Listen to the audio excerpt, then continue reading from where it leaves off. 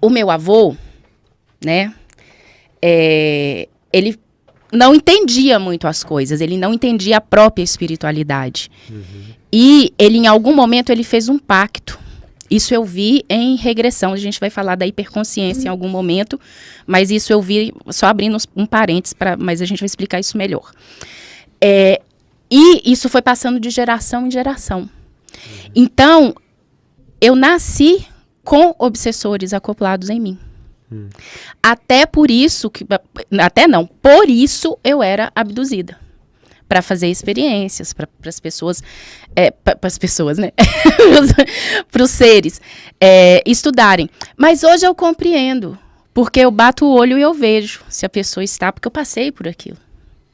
Eu tive, e é até por isso tanto medo, porque era muito denso, era muito pesado. Por isso depressão, por isso tudo isso que eu... toda essa história. Mas foram vários acessos diferentes, mas desde que eu tenho consciência de existir, eu troco figurinha aí com a espiritualidade, com o mundo sutil, com o que está fora do nosso alcance, fora da nossa visão. De alguns, né? Tem outros, alguns veem, outros não. Mas sempre. Mas aí, você falou que você nasceu com obsessores acoplados. É assim. Como isso se dá? É assim, uma pessoa que tem muito poder, né? E quer mais poder. Quer dizer, depende do que a pessoa quer. Neste caso, era isso. Ela oferece a energia de um ente. Não precisa necessariamente ser doente, mas no meu caso, foi. Então, começou antes de mim, isso não começou comigo. Começou antes de mim. Só que esse tipo de acordo, ele não dura. Sabe a agiota? Esse tipo de acordo é como agiota. E aquele agiota que você não tem como pagar. Não tem nada que você possa entregar para ele. Então, você tem que entregar um, você tem que entregar outro, você tem que entregar outro. Então, foi uma geração, lá atrás, muito tempo atrás, ainda muito jovem, uma pessoa fala, sabe o pacto? Continhoso? A gente não pode muito falar os nomes, né?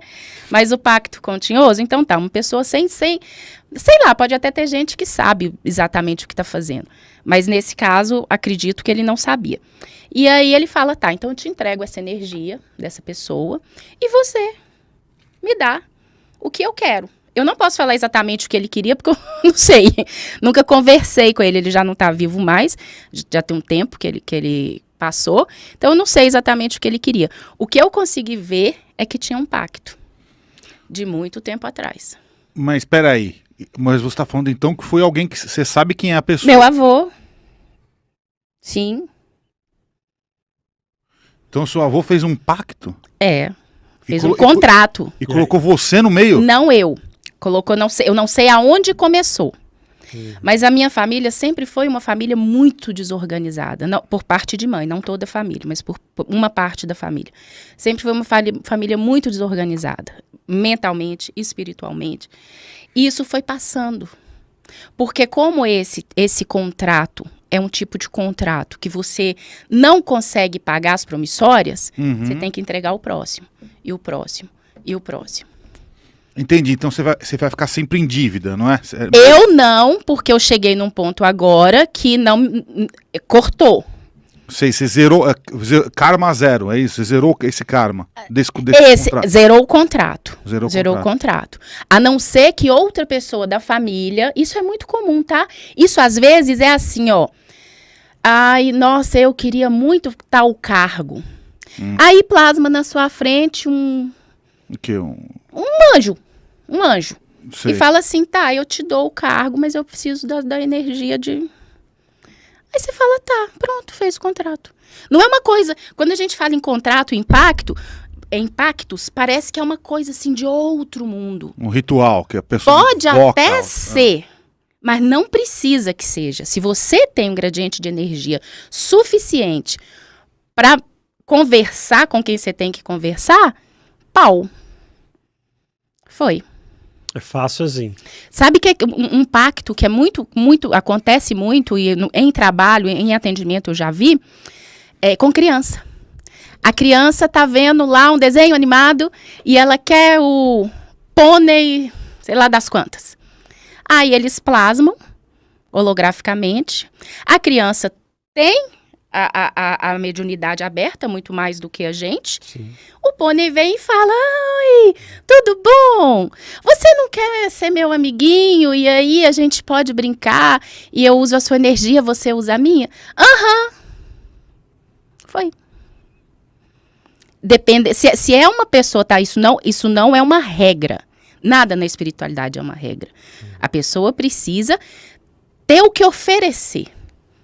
Eles não querem, não sei, o Zé das Couve, que não tem conhecimento nenhum, que tá assim, sei lá, na sua terceira, quarta encarnação, ainda é muito rústico. Até querem, mas não é normal. É muito mais comum para as pessoas que já estão com um caminho espiritual pré-definido e acidentes acontecem no percurso, né? Já atendi uma pessoa, ela veio para mim e a vida não deslanchava. Ela falava, tem uma coisa que me amarra, tem uma coisa que me prende. A gente olhou uma coisa, a gente olhou outra. Vida passada não tinha.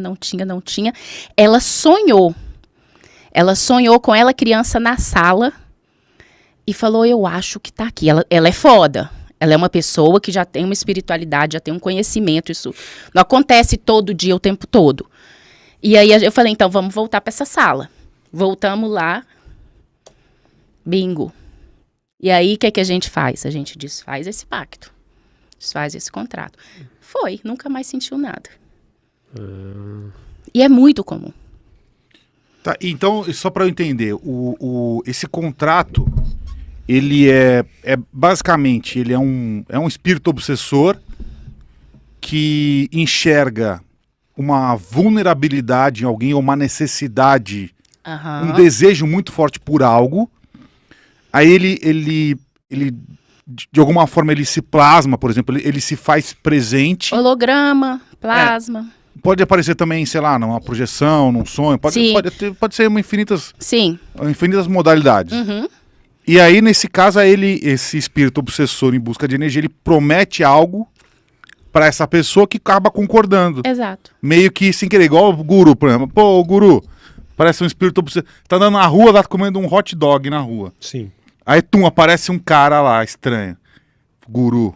Na rua vai ser mais difícil. Vamos falar que ele tá em casa sozinho assistindo uma Netflix. É mais uma coisa mais fechada. Tá, então tá o guru lá comendo uma torrada, um pão com Netflix torrada. lá. Aí aparece uma figura lá que pega um desejo desse. O desejo do guru é que o paranormal tenha 100 mil inscritos, por exemplo. Uhum. Aí ele vai chegar pro guru e falar, pô, guru, eu posso te dar aquilo que você quer.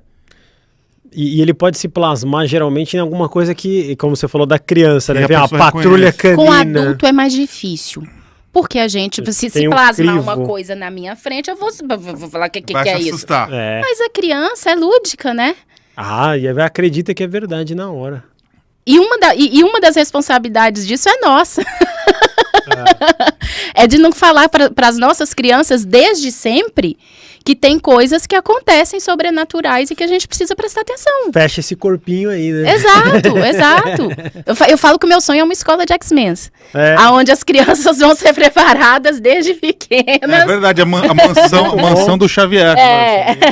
A mansão para crianças superdotadas. O que ia te seduzir a ler, mesmo sendo adulto? O que aparecia na tua frente que você ia concordar e fazer um pacto sem querer? Não, mas peraí. É. Calma aí, não vou falar de mim ainda. Tá bom, vamos pra ela. Vamos voltar pro seu avô. Você não quer abrir os seus desejos aqui. Eu abro demais meus desejos. O seu avô, então, ele fez um pacto com um obsessor. Ele fez Com uma entidade. Com uma entidade. Não quer dizer que seja obsessor. Tá. Pode ser que seja uma entidade de uma menor escala, mas que não seja exatamente um obsessor. Uhum. Mas, como está drenando energia, Uhum. lá em cima, talvez ele não seja obsessor, mas para quem está sendo drenado, ele é. Deu para entender? Sim, é porque a definição clássica de obsessor, vamos ver se está correta, é justamente uma pessoa desencarnada que carrega, né, muitos vícios e desejos desse corpo físico no astral, e ele continua lá, ele procura alguém que tenha a mesma coisa. Então, cigarro, A cachaça, o vício... Não necessariamente, porque, por exemplo, o meu avô não tinha vícios. Ele tomava uma cervejinha domingo. Não, sim, o vício acho que é só um exemplo, talvez. Mas existem obsessores de vários... Ó, lembra daquela lei hermética que eu não vou saber qual é, mas é aquela que o que está em cima é como o que está embaixo, o que está fora é como o que está dentro? Não existe aqui várias pessoas de vários jeitos? Sim. Existem Lá é vários igual. obsessores de Sim. vários jeitos. Sim. Então pode ter o obsessor do cigarro, do sexo, da comida, da night.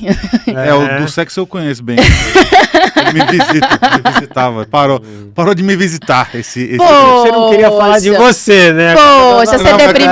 Você agora eu deprimiu? tô livre. Entendi. Você deprimiu? Fala pra gente. Não, tô bem. Tô tranquilo. Tô tranquilo. Mas então, vamos lá. Então aí veio lá uma entidade que chegou no seu avô, ofereceu algo que ele queria muito. Uhum, que eu não posso falar o que era porque eu não sei. Mas ele fez isso adulto ou criança? Ai, olha.